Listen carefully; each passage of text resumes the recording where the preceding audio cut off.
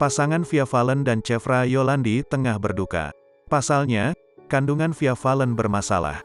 Melalui unggahan Instagramnya, Via Valen mencurahkan isi hatinya, Selasa, tanggal 18 Oktober tahun 2022.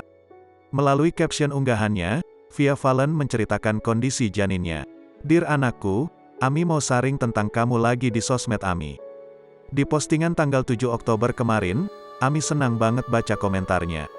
"Ami merasa banyak perempuan yang peluk Ami, nguatin Ami, sayang sama Ami dan kamu yang masih di perut Ami. Dan efek yang paling penting, Ami merasa punya harapan milikin kamu nak," tulis Via. Via Valen memutuskan untuk mempertahankan janin dalam kandungannya. Namun, karena takut mengetahui hasilnya yang tidak baik, ia sengaja tidak memeriksakan diri ke dokter kandungan. Awalnya, Via baru ingin memeriksakan kandungannya pada akhir tahun 2022. Hingga akhirnya Via mengalami nyeri perut layaknya hendak datang bulan dan muncul flek. Bingung, Via akhirnya memberanikan diri untuk periksa ke dokter kandungan.